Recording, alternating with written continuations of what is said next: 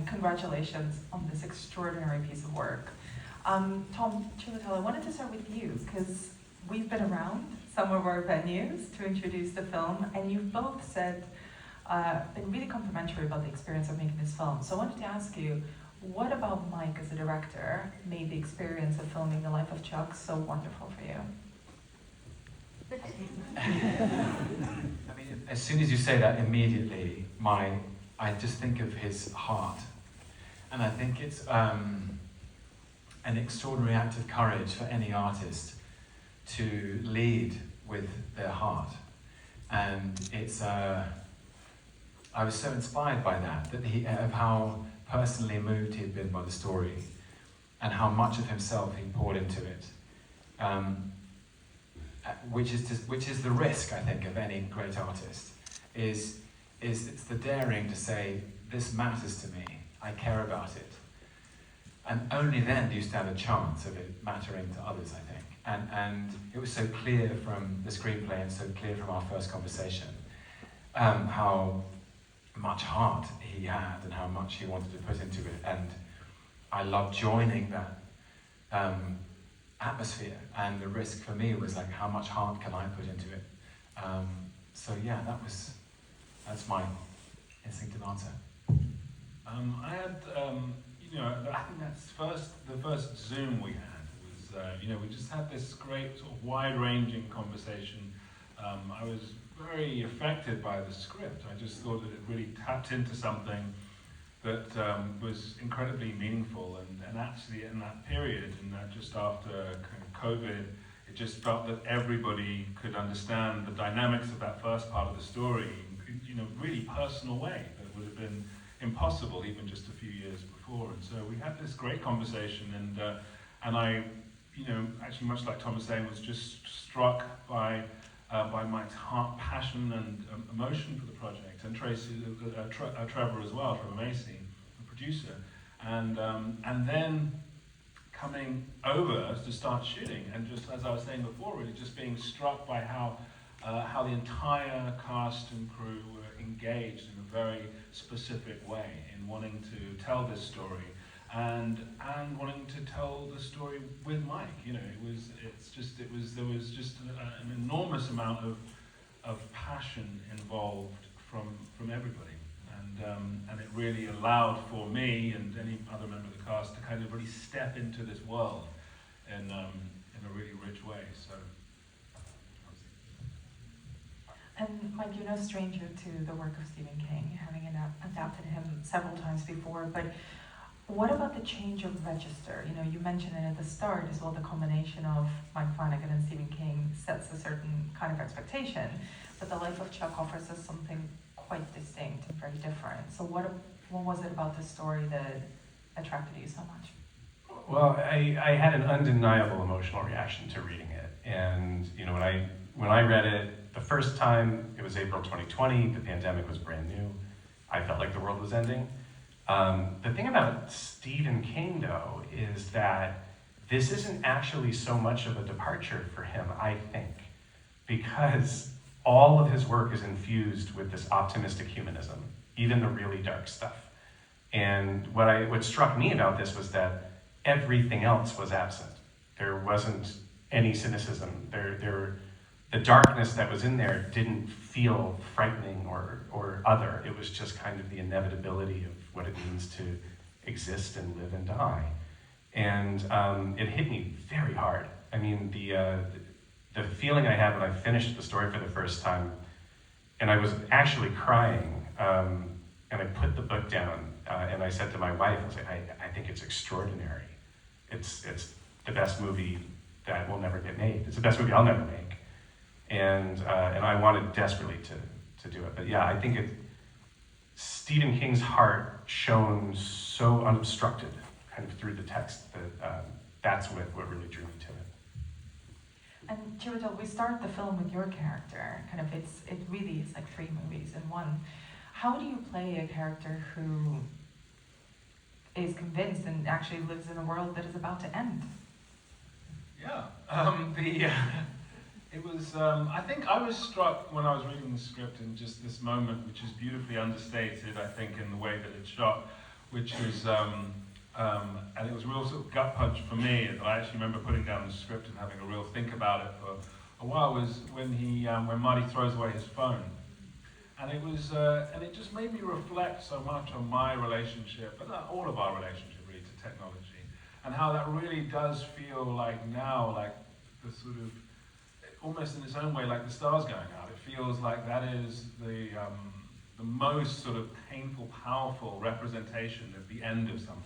You know, for any of us to be like, I'm going to walk away from this thing for good. It's so sort of final, as a sort of, and so it made me reflect on that relationship to technology, and then what that space would be like. And then, like I was saying, you know, I think for all of us, we felt the panic and the high stake and the high intensity at the beginning of COVID, and then it settles into something. It has to. You can't, you know, there is still the business of the day. You know, what am I going to, if it's Wednesday and it's slightly raining outside, what am I going to do today? And having to kind of deal with the mundanity of the experience, even amidst all of the kind of chaos. And it felt, I suppose it just felt true. So that's what I wanted to lean into. And Tom, I wanted to ask you about Chuck, who's such a mystery for the first the first third of the movie. But by the end, and this is one of the things that struck me the most and absolutely decimated me at the end of the film, is realizing that your character has seen himself die all along. Did you keep that in mind while you were playing him the entire time? That's such a good question. I don't know that it was conscious in a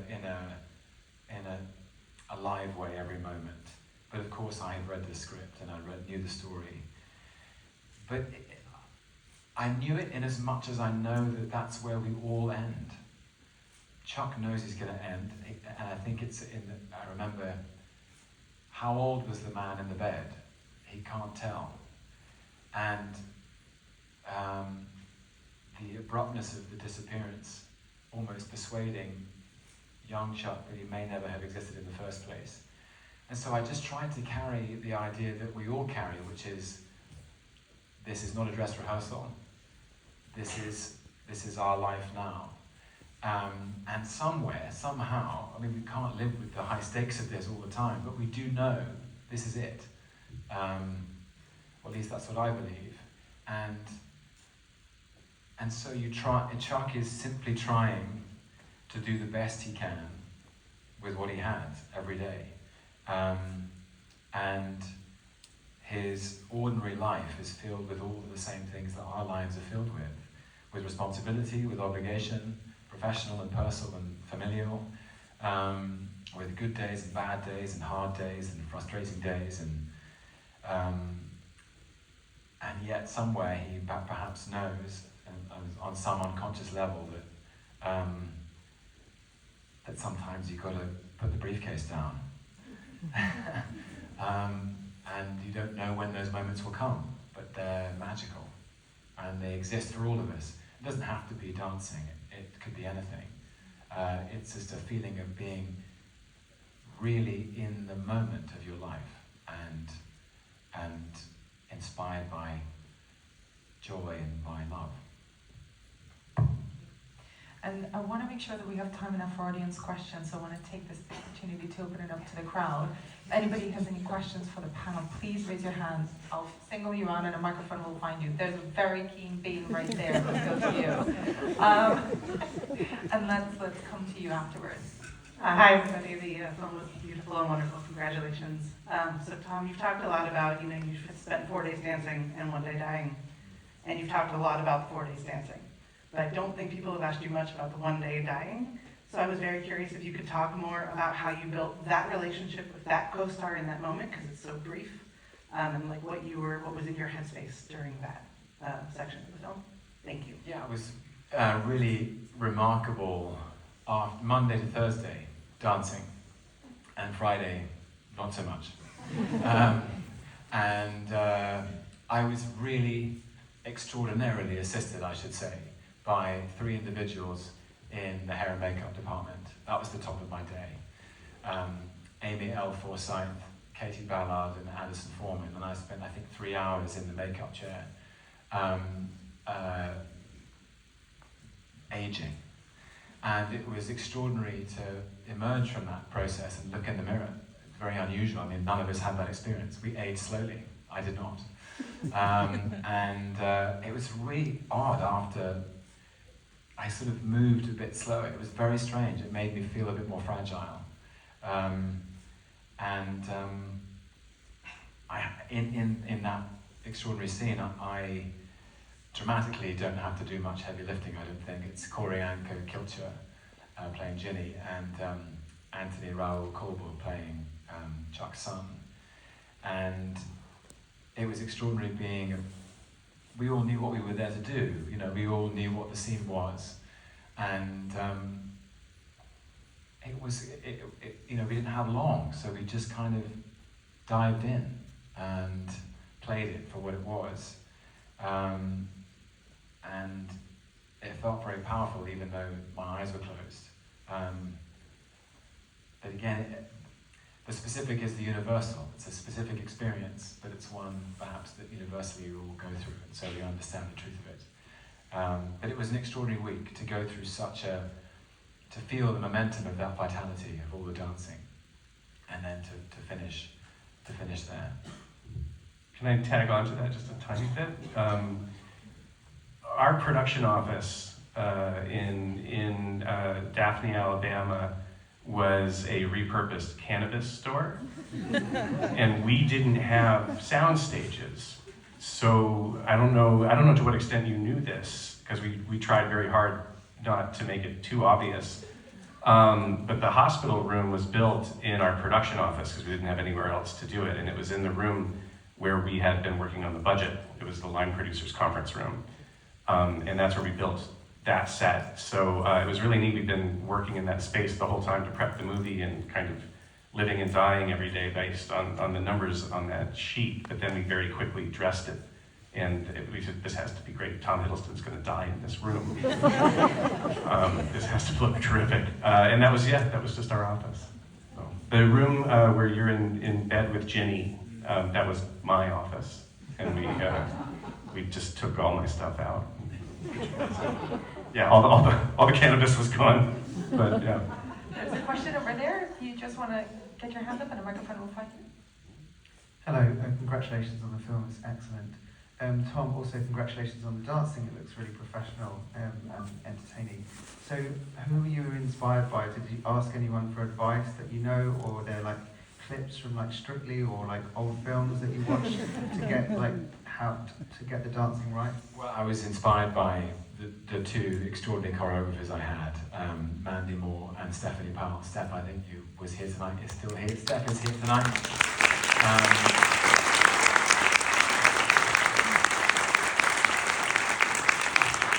I could not have done it without Steph or Mandy, because I like dancing. I love it, but I'd never danced like this before. And it had always been something I'd done with friends and family, and this was a whole other kettle of fish. And we wanted, when I spoke to Mike, we wanted it to carry, it had to be joyful, or joyous, and spontaneous and free, but we hoped it might carry all of the influences that he had received through his life, the influence of his grandmother, and her influences, and her favourite movies, all the stuff he learned in Twirlers and Spinners, and his own heroes. And we decided on Gene Kelly and Fred and Ginger, and I talked a lot about that with Mandy and with Steph, and I had no formal training in the techniques of classical dance. I did not know the difference between jazz and swing, or salsa and samba, and Steph taught me exactly what the differences are. But we also did the cha-cha and the Charleston and the polka and the bossa nova. And then when it all came together, there was an extraordinary week when Annalise Basso, who plays Janice, and Taylor Gordon, aka the Pocket Queen, who's behind the drum kit, everybody came to London, and we put it all together and just tried to find the shape that would encompass all of these, hopefully all of these things. But the best bit about it was Mandy and Steph encouraged me to, reminded me that dance is the body's instinctive response to music. And we all really know instinctively what we want to do. And they created an atmosphere of freedom and permission, and there's a sort of absence of doubt and absence of judgment, and they encouraged me really to express my version of it. And it was just such a joyful thing for that to be something we could explore together. So it was kind of a lot, but also a joy. Yeah, it was a real team effort as well. And Steph, I'm so happy you're here tonight. I could not have done this without you.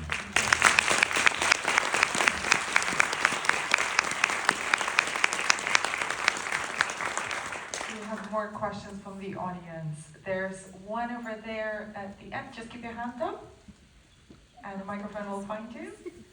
And then we'll come to you right here in the middle. There.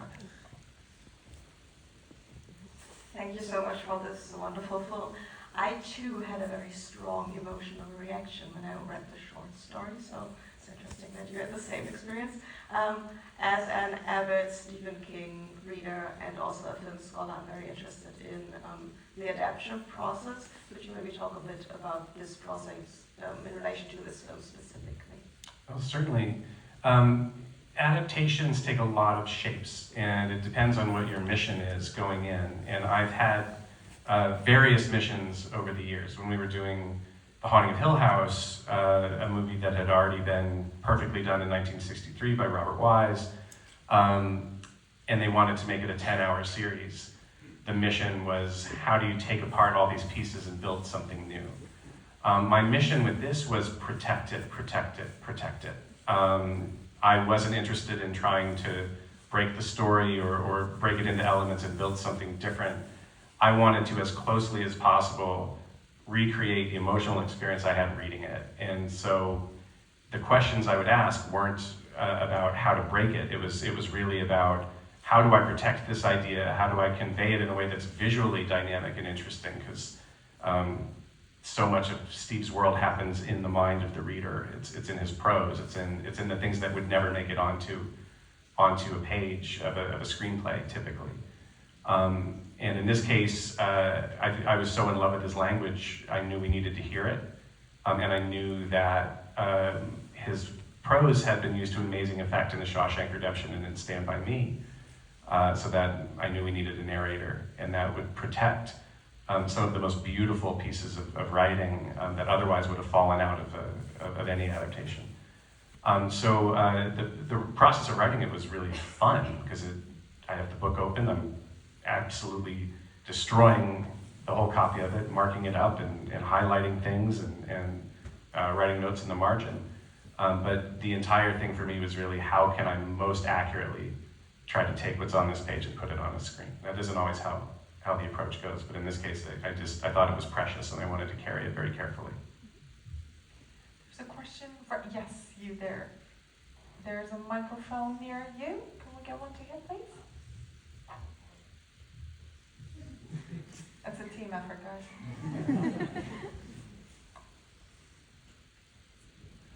Thanks. First of all, congrats on the film, guys. First of all, I want to say, Mike, you were just talking about what traumatized you in horror as a kid in the last talk, and for me, it was you. You traumatized me with the Moonlight Man in I'm sorry. So thanks for that, but my question is, sorry, I have it written down so I'm going to stutter. Now you've worked on Like a Chuck, you've dabbled outside of horror, and you've recently dipped your toes into comic book media with the script for Clayface. Is there another genre or subgenre you want to tackle next? Yeah, I very rarely am thinking about the genre going into something. I did learn on this, I would love to be on set for music and dancing again. I had such an amazing time with that. But I've never approached with these, okay, Ouija 2. Other than Ouija 2, I haven't approached a project and said, I'm here to make a horror movie. They've never felt like horror to me. It's always been about the characters and about whether the story is worth telling if you remove the genre elements. So I try to ignore genre. All of that said, though, my God, I'd love to play in the aesthetics of a musical again, and I really enjoyed making something that my kids could watch now, and not something that I'm like, in a decade or so, you can watch this and judge me then. It was really rewarding. So something in the family space I'd be interested in too, but I will always go back to horror. It's where I live. It's my favorite genre. Dance horror, maybe?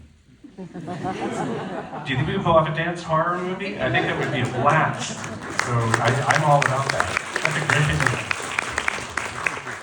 We've got time maybe for a couple more questions. Yes, you in the blue sweater at the back. Let's see if a microphone can reach you.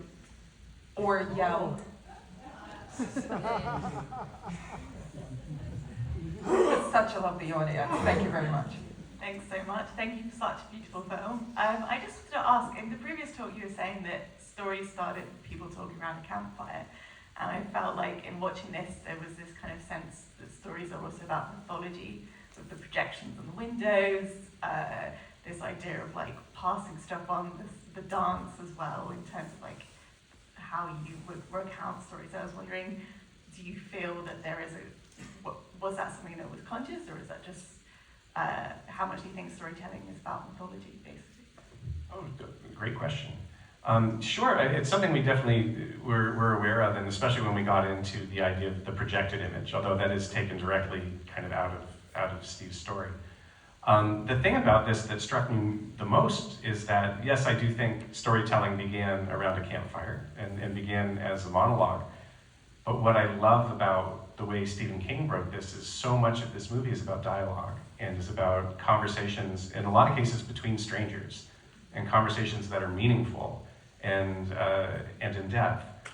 And that's the kind of thing, when we think about it, how amazing is it to encounter a stranger and enter into an honest and revealing conversation, and an unhurried one at that. I thought that kind of storytelling was really exciting, and it's one of the things I love about watching Chiwetel as he interacts with all of these characters in that third act at the beginning. That Marty walks through the apocalypse, and instead of people running and screaming from a looming tidal wave or some other disaster, it's people encountering each other and talking. I loved that and thought that this was a beautiful way to kind of get into that dying kind of discourse that, to your earlier point, only happens when you throw away the phone. So yeah. I think we might have time for a couple more questions if there's anyone else. Yes, let's go to you here in the front row. No, not front row, second row. If you bear with us for a second, someone's jogging their way over to you. Please don't trip.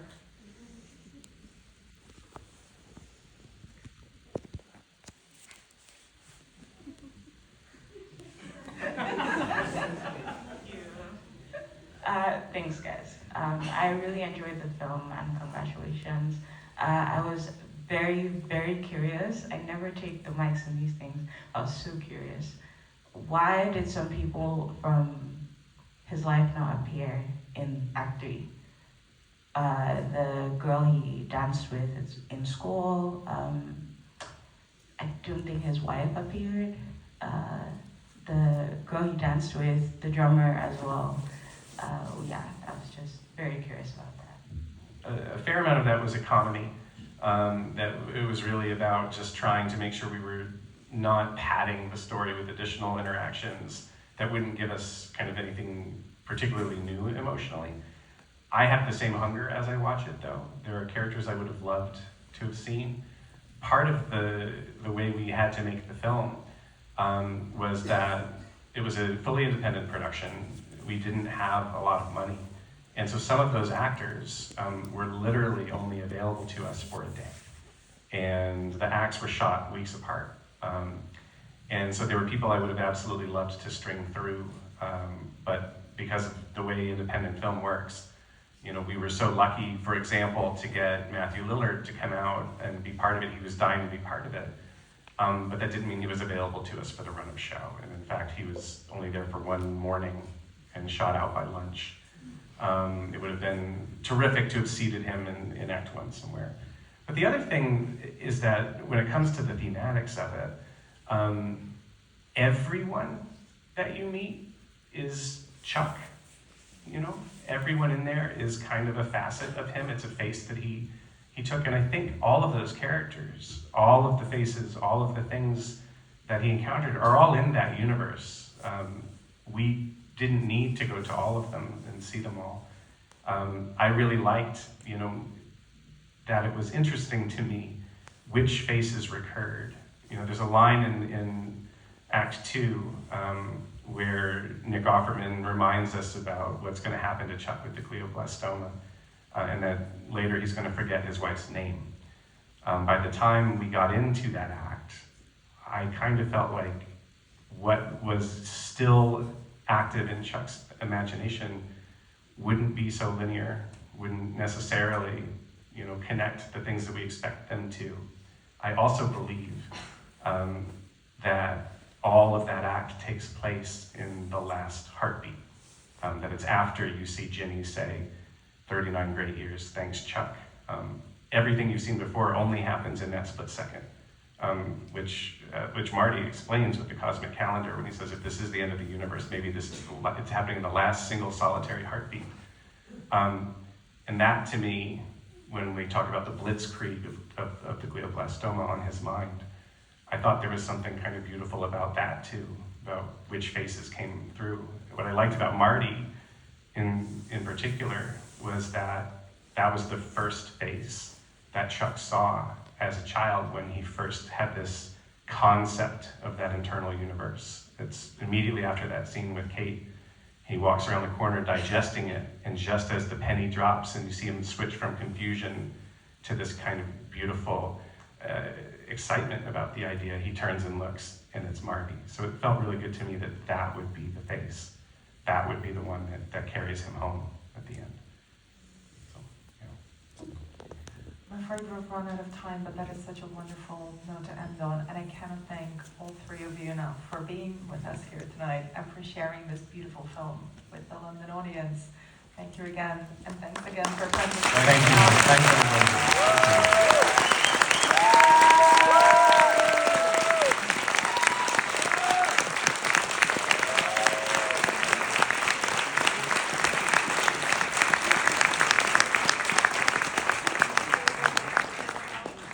Appreciate it, thank you. If you could please remain in your seats just for a few moments, and then you'll be allowed to leave. Thank you.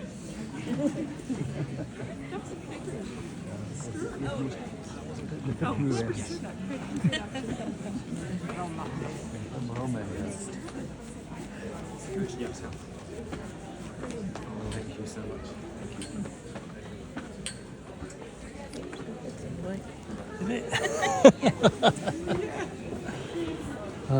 Hi, g'day. What I do for a quiet life.